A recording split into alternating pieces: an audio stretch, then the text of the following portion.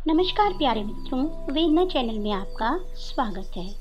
आज मैं आपको प्रेमचंद के द्वारा लिखी कहानी अग्नि समाधि का संक्षिप्त रूप सुनाने जा रही हूँ। साधु संतों के सत्संग से बुरे भी अच्छे हो जाते हैं, किंतु पयाग का दुर्भाग्य था कि उस पर सत्संग का उल्टा असर हुआ। उसे गांजे, चरस और भंग का चस्का पड़ गया था, जिसका फल यह हुआ कि एक मेहनती उद्यमशील युवक आलस्य का उपासक बन बैठा। अतः जीविका का प्रश्न दिनों दिन चिंतोत्पादक रूप धारण करने लगा। इन सत्संगों से पहले यह दंपत्ति गांव में मजदूरी करता था। रुक्मिन, उसकी पत्नी, लकड़ियां तोड़कर बाजार ले जाती। पयाग कभी आरा चलाता, कभी हल जोतता, कभी पुर हाँकता। जो काम सामने आ जाए उसमें जुट जाता था। हंसमुख, श्रमशील, विनोदी, निर्द्वंद आदमी था, और ऐसा आदमी कभी भूखों नहीं मरता। उस पर नम्र इतना कि किसी काम के लिए नहीं ना करता। किसी ने कुछ कहा और वह अच्छा भैया कहकर दौड़ा, इसीलिए गांव में उसका मान था। इसी के बदौलत निरुद्धम होने पर भी 2-3 साल उसे अधिक कष्ट न हुआ।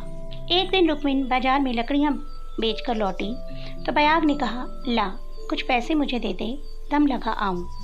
रुक्मिन ने मुंह फेर कर कहा कि दम लगाने की ऐसी चाट है तो काम क्यों नहीं करते? क्या आजकल कोई बाबा नहीं है? जाकर चिलम भरो। पयाग ने त्योरी चढ़ाकर कहा, भला चाहती है तो पैसे दे दे, नहीं तो इस तरह तंग करेगी तो एक दिन कहीं चला जाऊंगा, तब रोएगी। रुक्मिन अंगूठा दिखाकर बोली, रोए मेरी पला, तुम रहते हो तो कौन सोने का कोर खिला देते हो। पयाग उस दिन घर ना आया। मैं 2-3 दिन और घर ना आया तो रुक्मिन को चिंता हुई। गांव भर छान आई पर वह नहीं मिला। उसने सोचा कि कहीं सचमुच ही विरक्त तो नहीं हो गया। तड़के ही वह थाने चलने को तैयार हो गई। किवाड़ बंद करके निकली ही थी कि पयाग आता हुआ दिखाई दिया, पर वह अकेला ना था। उसके पीछे पीछे एक स्त्री भी थी। उसकी छीन की साड़ी, रंगी हुई चादर, लंबा घूंघट और शर्मीली चाल देखकर रुक्मिन का कलेजा धक्क हो गया। एक क्षण वह हतबुद्धि सी खड़ी रही, तब बढ़कर नई सौत को दोनों हाथों के बीच ले लिया और उसने इस भांति धीरे धीरे घर के अंदर ले गई जैसे कोई रोगी जीवन से निराश होकर विषपान कर रहा हो। जब पड़ोसियों की भीड़ छट गई तो रुक्मिन ने पूछा, इसे कहाँ से ले आए? पयाग ने हंसकर कहा, घर से भागी जाती थी, मुझे रास्ते में मिल गई। घर का काम धंधा करेगी, पड़ी रहेगी, मालूम होता है मुझसे तुम्हारा जी भर गया। पयाग ने तिरछी चितवनों से देख कर कहा, धत पगली, इसे तेरी सेवा टहल करने को लाया हूँ, कुछ दिन आराम करने देना, उसके बाद इसे काम में लग। अच्छा चल, कुछ पैसे दे दे, 2-3 दिन से दम न लगाया है। रुक्मिन ने पूरा रुपया लाकर हाथ पर रख दिया। रुक्मिन अपनी सारी चौकड़ियाँ भूल गई थी। बड़े तड़के उठती, कभी लकड़ियाँ तोड़कर, कभी चारा काटकर, कभी उपले थाप कर बाजार ले जाती।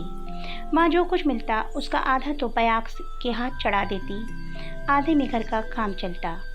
मैं पड़ोसियों से कहती, बहन सौत है तो क्या हुआ, है तो नई बहुरिया ही, 2-4 महीने भी आराम से रही तो क्या याद करेगी।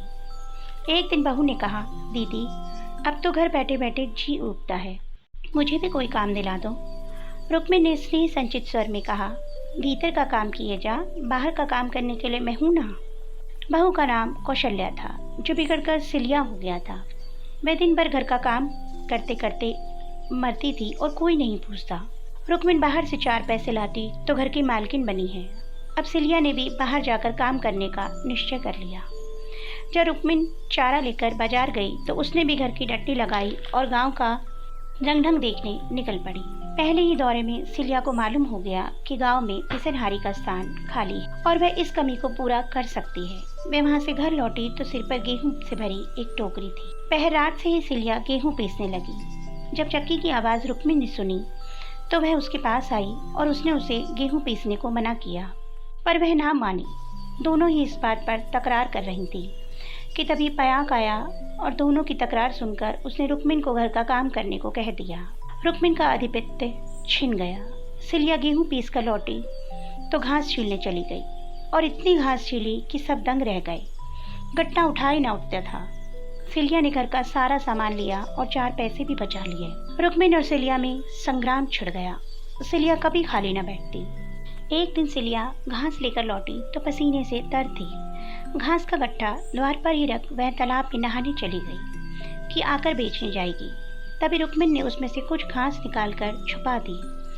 जब सिलिया को घास कम लगी तो उसने गालियाँ निकालनी शुरू कर दी। रुक्मिन कुछ देर तो चुप रही, पर फिर चिल्ला कर उठी और सिलिया के 2-3 तमाचे मार दिए। सिलिया छाती पीट पीट कर रोने लगी। सारा मोहल्ला जमा हो गया। संयोग से उस दिन पयाग थाने गया हुआ था। शाम को जब वह लौटा तो उसने सिलिया से कुछ पैसे मांगे। इस पर सिलिया रोने लगी। उसने रोने का कारण पूछा तो सिलिया ने रो रो कर सारी कथा कह सुनाई। पयाग को आज थाने में बहुत मार पड़ी थी। यह बात सुनी तो वह झल्ला गया। रुक्मिन पानी भरने गई हुई थी। अभी पानी भी ना भर पाई थी कि पयाग ने उसे मार मार कर बेदम कर दिया। अंधेरा हुआ तो रुक्मिन उठकर एक और निकल गई। सिलिया और पयाग ने उसे देखा भी, पर कुछ कहा नहीं। जब फसल पकने लगती है तो 1.5-2 महीने तक पयाग को हार की देखभाल करनी पड़ती थी। उसे किसानों से हल पीछे कुछ अनाज बंधा हुआ था। माघ ही में वह हार के बीच में थोड़ी सी जमीन साफ करके एक मड़ैया डाल देता था और रात को खा पीकर आग, चिलम और तंबाकू चरस लिए हुए इसी मड़ैया में जाकर पड़ा रहता था। आजकल वही दिन थे। फसल पकी हुई तैयार खड़ी थी। 2-4 दिन में कटाई शुरू होने वाली थी। पयाग ने 10 बजे रात तक रुक्मिन की राह देखी। उसने सोचा कि किसी पड़ोसिन के पास सो गई होगी। खा पीकर उसने अपनी लाठी उठाई और सिलिया को बोला कि किवाड़ बंद कर ले। पयाग हार की ओर चला। चरस की तरंग में वह एक भजन गाने लगा। सहसा सिवाने पर पहुंचते ही उसने देखा कि सामने हार में किसी ने आग जलाई। एक क्षण में एक ज्वाला सी दहक उठी। उसने चिल्लाकर पुकारा, कौन है वहाँ? अरे यह आग कौन जलाता है? ज्वाला जब और तेज हुई तो पयाग को ज्ञात हुआ कि आग मड़ैया पर लगी है। आग की एक लपट, केवल एक जरा सी चिंगारी सारे हार को भस्म कर देगी। सारा गांव तबाह हो जाएगा। लपटें बढ़ती जा रही थी। अब विलंब करने का समय ना था। पयाग ने लाठी संभाली, जोर से एक छलांग मारकर आग के अंदर मड़ैया के द्वार पर जा पहुंचा। जलते हुए मड़ैया को अपनी लाठी पर उठाया और सिर पर लिए सबसे चौड़ी मेड़ पर गांव की तरफ भागा। ऐसा जान पड़ता था मानो कोई अग्नियान उड़ता चला जा रहा है। एक बार एक मुट्ठा अलग होकर उसके हाथ पर भी जा गिरा। सारा हाथ भुन गया। अगर भय था तो यही कि मड़ैया का वह केंद्र भाग जहाँ लाठी का कुंदा डालकर पयाग ने उसे उठाया था न जल जाए, क्योंकि छेद के फैलते ही मड़ैया उसके ऊपर आ गिरेगी और उसे अग्नि समाधि में मग्न कर देगी। मृत्यु अग्नि का रूप धारण किए पयाग के सिर पर नाच रही थी। अब केवल 2 ही खेत रह गए। सर्वनाश। लाठी का कुंदा निकल गया। मड़ैया नीचे खिसक रही है। विजय का द्वार 20 हाथ पर ही खड़ा स्वागत कर रहा है, मगर मड़ैया खिसकती हुई पयाग के सिर पर आ पहुंची। पर उसे प्राणों का मोह नहीं। वह जलती हुई आग को सर पर लिए भागे जा रहा है। वहां उसके पांव लड़खड़ाए। एकाएक एक स्त्री सामने के वृक्ष के नीचे दौड़ती हुई पयाग के पास पहुंची। वह रुक्मिन थी। उसने तुरंत पयाग के सामने आकर गर्दन झुकाई और जलती हुई मड़ैया के नीचे पहुंचकर उसे दोनों हाथों पर ले लिया। उसी दम पयाग मूर्छित होकर गिर गया। उसका सारा मुंह झुलस गया। रुक्मिन उस अलाव को लिए 1 सेकंड में खेत के डांडे पर आ पहुंची, पर इतनी देर में उसके हाथ मुंह जल गए और कपड़ों में भी आग लग गई। मैं मड़ैया को लिए ही गिर गई। इसके बाद कुछ समय तक मड़ैया हिलती रही। रुक्मिन हाथ पैर फेंकती रही और फिर उसने अग्नि समाधि ले ली। पयाग को जब होश आया वह रोने लगा। प्रातःकाल गांव के लोग पयाग को उठाकर घर ले गए। 1 सप्ताह तक उसका इलाज होता रहा, पर उसे बचा ना पाए।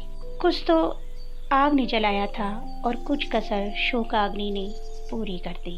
तो दोस्तों, आपको मेरी कहानी कैसी लगी कमेंट बॉक्स में अवश्य बताइएगा। अगर आपको मेरी कहानी अच्छी लगी तो मेरी कहानी को लाइक कीजिए और मेरे चैनल को सब्सक्राइब कीजिए। कल फिर एक कहानी के साथ मिलूंगी।